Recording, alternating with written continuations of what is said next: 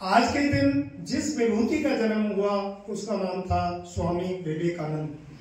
आज उनका जन्म दिवस है। स्वामी जी ने बुढ़ापा नहीं देखा, 50 साल की आयु में इस संसार से विदा हो गए।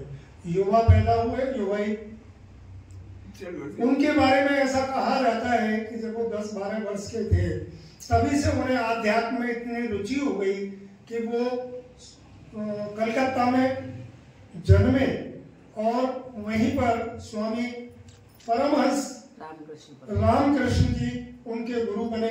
उनसे दीक्षा लेकर वो उनके आश्रम में वहां पर रहे विवेकानंद जी।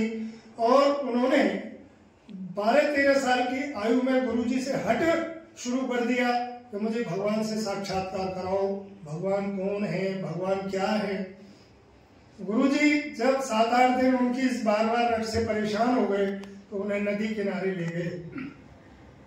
उन्होंने कहा बेटा हम साथ साथ स्नान करेंगे। तो उन्होंने विवेकानंद जी जैसे ही डुबकी लगाई उनके सर पे दबाव दे दिया। वो ऊपर छटपटाए और 2-3 मिनट बाद एकदम से छटपटा के बाहर निकले, लंबी लंबी सांसें लेने लगे। गुरुजी ने पूछा भगवान मिले क्या, भगवान का एहसास हुआ, भगवान का साक्षात्कार हुआ? बोले नहीं हुआ, लेकिन तड़प बहुत हुई, बेचैनी बहुत हुई। बोले बस ये बेचैनी और तड़प ब्रह्मा बाबा से मिलने की अथवा काली मैया से मिलने की, गिरिराज बाबा से मिलने की, माने अपने इष्ट से मिलने की ये तड़प जब पैदा हो जाएगी तब आपको भगवान जरूर मिलेंगे। तो तड़प इस प्रकार की ने आध्यात्म का अध्ययन किया। उस समय हमारा देश अंग्रेजों का गुलाम था, आजाद नहीं था।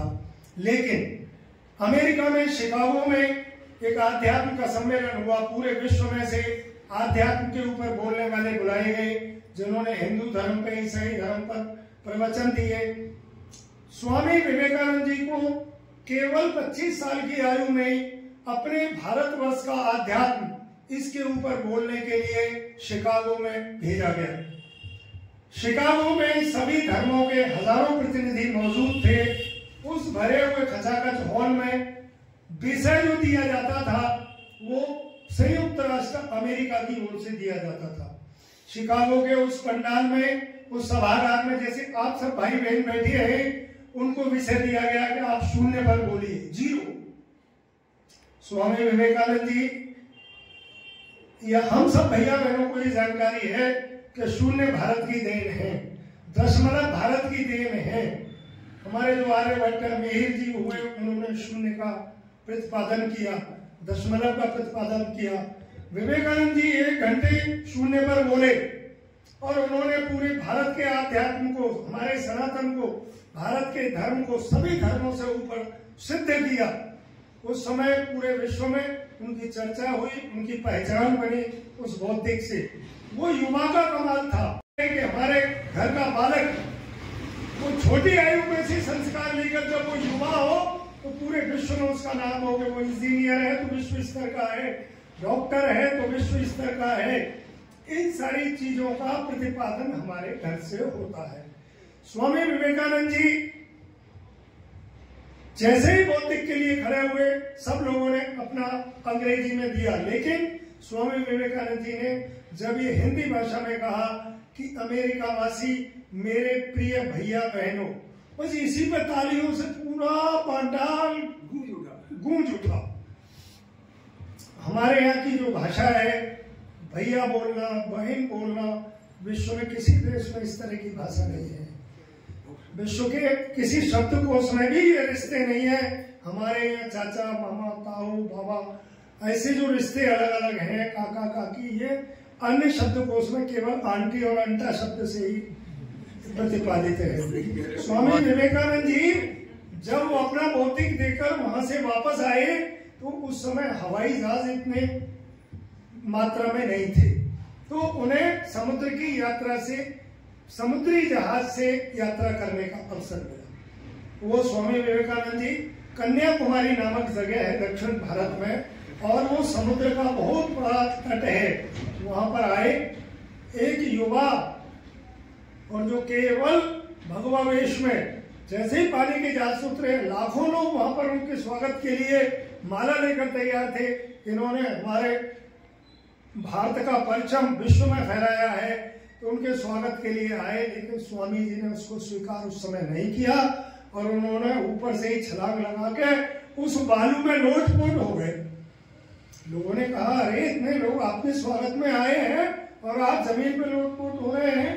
ये उस युवा का कमाल था कि उस जहाज के पानी की 12वीं सीढ़ी से नीचे कूदा और जमीन पे लोटपोट हुआ। बोले, भैया इतने दिन 1 महीने में रहा हूं अमेरिका में, तो मेरा शरीर अपवित्र हो गया है विदेशी संस्कृति से। मैं इसको अपनी मातृभूमि में लेटकर इसकी रज से पवित्र कर रहा हूँ। उसके बाद मैं अधिकारी होऊंगा आपके स्वागत को प्राप्त करने का।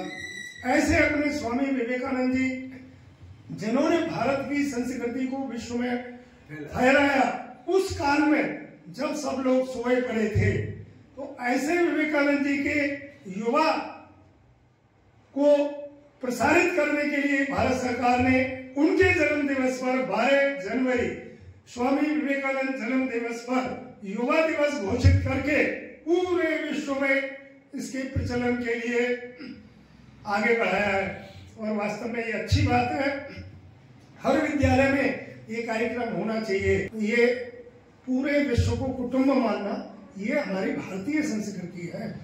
दूसरे किसी भी धर्म में ऐसा संस्कार नहीं है, केवल अपनी संस्कृति में ही ऐसा है कि समय समय पर हम पर्यावरण का संरक्षण करते हैं, गंगा जी को मां मानते हैं, गिरिराज जी को भी भगवान मानते हैं, पहाड़ों को भी भगवान मानते हैं, पशु पक्षियों को, गाय को मां मानते हैं, चींटियों को दाना चुगाते हैं, कुत्तों को भोजन कराते हैं।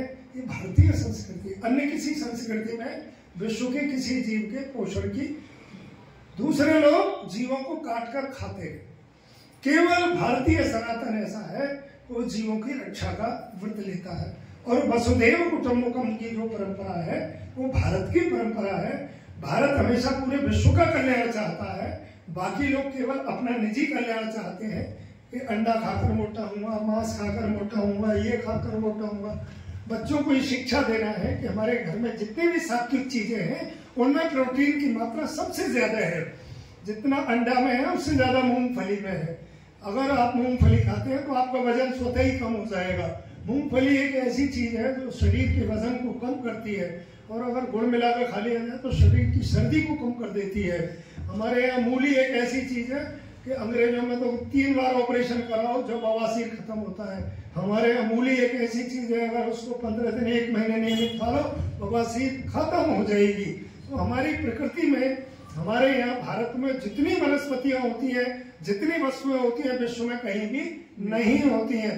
हमारे सटरज व्यंजन जो कहे जाते हैं, 6 प्रकार के व्यंजन, जिसमें कड़वा है, मीठा है, तीखा है, तिक्त है, तो इस तरह के जो यहाँ उत्पादन होते हैं, विश्व में कहीं नहीं होते। कहीं खाली मीठा ही मीठा पैदा होता है, तो कहीं कड़वा ही कड़वा पैदा होता है। लेकिन हमारा देश एक ऐसा देश है कि यहाँ पर सभी चीजें भगवान ने रसों के रूप में प्रवाहित की है। क्यों?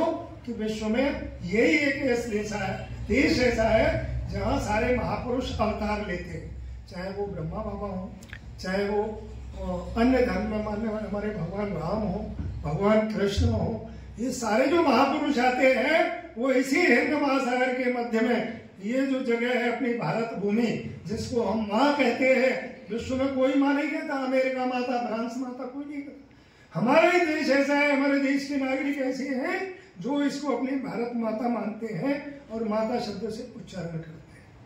मैंने आपको बहुत समय लिया, आज युवा दिवस पर मेरी बहुत बहुत शुभकामनाएं। आप सभी अपने परिवार में अपने बच्चों से चर्चा जरूर करें, घर पर जाएं, जब एक साथ भोजन कर रहे हो तो उनसे जरूर चर्चा करें। युवा दिवस क्या है, आज किस महापुरुष का जन्मदिन है, उस महापुरुष ने क्या किया। जब हम त्योहारों के बारे, कल एक 50 साल का आदमी होगा मेरी दुकान पर आया, बोले पत्नी कह रही है कि लोई ले आओ। क्यों भाई, ये क्या होती है संक्रांति? 50 साल का आदमी LLB की डिग्री लिए वो वकील था, उसको ये पता ही नहीं मकर संक्रांति क्या होती है। लेकिन उसकी पत्नी को मालूम है जो उससे लोई मंगा रही है, क्योंकि उसको दान करनी है। मेरा कहना यह है, जो संस्कार हम स्वयं काम करते हैं, बच्चों को अवगत जरूर कराएं कि दीपावली ये है, होली ये है, मकर संक्रांति ये है, युवा दिवस ये है, विवेकानंद जी का जन्मदिन ये है। जब तक हम चर्चा नहीं करेंगे तो बच्चों को ज्ञान नहीं मिलेगा। बच्चे इंग्लिश स्कूलों में ज्यादा पढ़ रहे हैं तो उन्हें उत्सवों की जानकारी नहीं होती। भारत में प्रतिदिन उत्सव है और प्रतिदिन उत्सव जो होता है उसका भी इस पर्यावरण के हिसाब से महत्व है। हमारे यहाँ 6 ऋतुएं होती हैं, विश्व में कहीं भी 6 ऋतुएं नहीं होती, केवल एक ऋतु होती है। कहीं केवल ठंडी ठंड है, बर्फ ही बर्फ है, कहीं गर्मी ही गर्मी है, लेकिन हमारा भारत देश ऐसा है, यहाँ 6 ऋतुएं होती हैं जिसका आनंद आप सभी प्राप्त करते हैं।